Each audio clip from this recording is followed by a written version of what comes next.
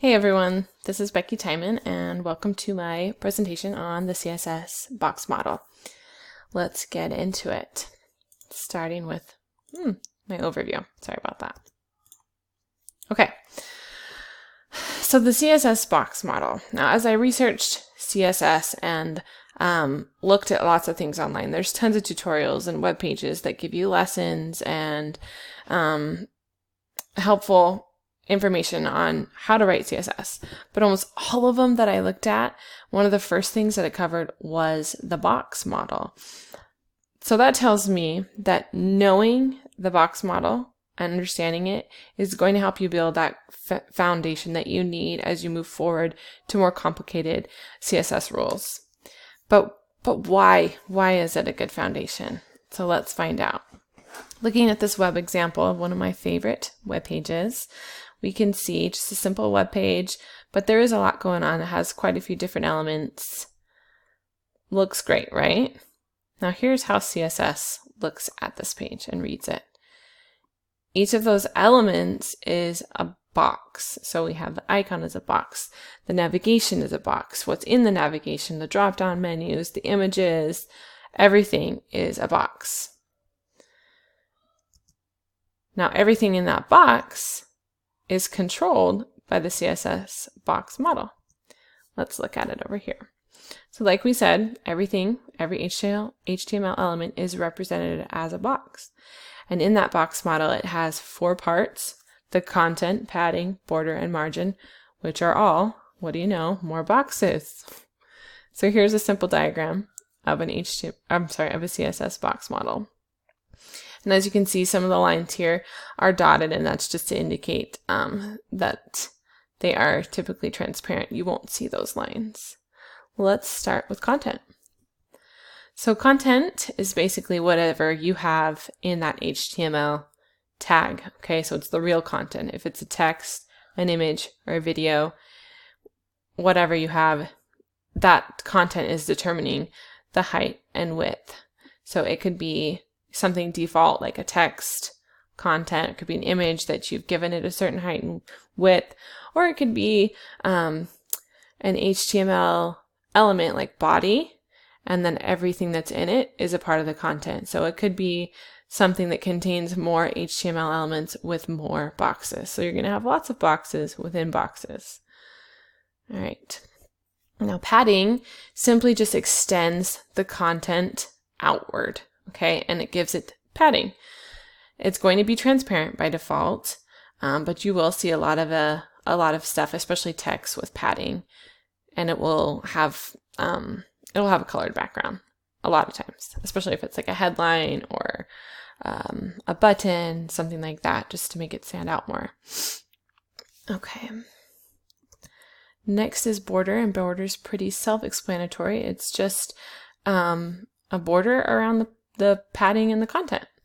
And it could be no border, or it could be really thick, or there's lots of different fancy borders out there. Whatever one you want, it's going to be determined again by those CSS properties that you give it. And the last element is margin.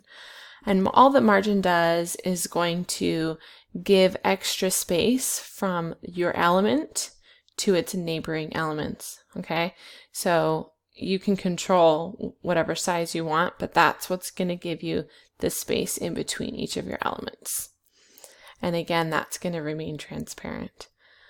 So things like padding and margin, those are going to be really powerful tools as you develop your web pages and you think about design, especially things like white space, proximity, alignment, margin, and padding. Those are going to allow you to manipulate those so that your pages look more visually appealing. All right, so now that we've kind of talked about it a little bit, what each of them mean, let's go ahead and look at a real world example, which is a really basic real world example.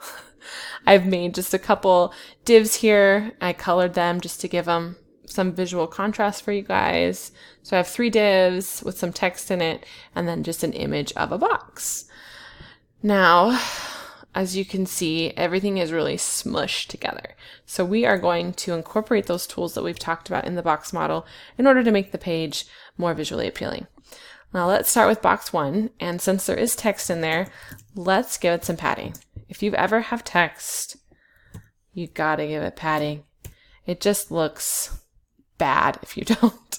Okay, so I gave it 25 px padding, and you could do ems or rems depending on what you're doing, but just for the sake of simplicity, we're gonna stick to pixels here. So there I have my blue box with 25 pixels of padding, and we'll give it a border, just something simple, 10 pixels with a solid black line around it. There we go. And so it's not so squished towards its neighbor, we'll do, let's say, 50 pixels of margin. Okay, so you can see it's starting to make the page look a little bit more interesting, but let's go ahead and copy that to our other elements. Okay, so we can separate these guys out. Okay, good start. Now what I want to do is make my box aligned with my colored boxes here. So to do that, I'm going to hit margin. Now if I put in the same margin that I have on my other ones, this is going to happen. And it looks really funky. It's bizarre, and it's a little thing called margin collapse. Now there's a lot to margin collapse. It's you can go really in depth in it, and I would encourage you guys to read more up on it. You can find really good information on that MDM web docs pages that goes really detailed into margin collapsing, but just be aware that some elements are going to have a margin collapse and some are not, like in this case. So just to get a deeper look, let's go ahead and use our developer tools, and we'll hit inspect. And we can see if I hover over each element, it will show me right here. Here, let me hit computed so it's higher up. So right here, it shows me the box model on the right. It shows me the margin, the border, the padding, and the content. So right now it's showing me the body. Okay, but let's click on, oh my goodness, sorry about that. Let's click on the blue one. Okay, there we go. So here it's just hovering, and it will tell me different things down here, the size, etc. And then if I click on one, it will give me the numbers over here on the right. So we can see it has a margin of 50. And the box has a margin of 50. But you can tell as I hover over it that those two margins touch each other, but these ones collapse. So the blue box up here, the margin on the bottom, touches the green box. Okay, so again, not going to go too much into it because it takes a lot of time to talk about, but just be aware that that is a possibility. And in that case, you would have to go over here and just kind of play with your margins a little bit to make it look better.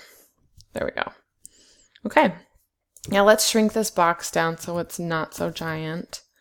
It's not taking up so much space. Let's go 150. Oops. And height 150.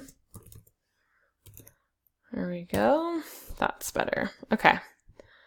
Now I want to make my colored boxes match it, so I'm going to play with the width and height really quick. Oh, let's see, I didn't put pixels there, but it still read it.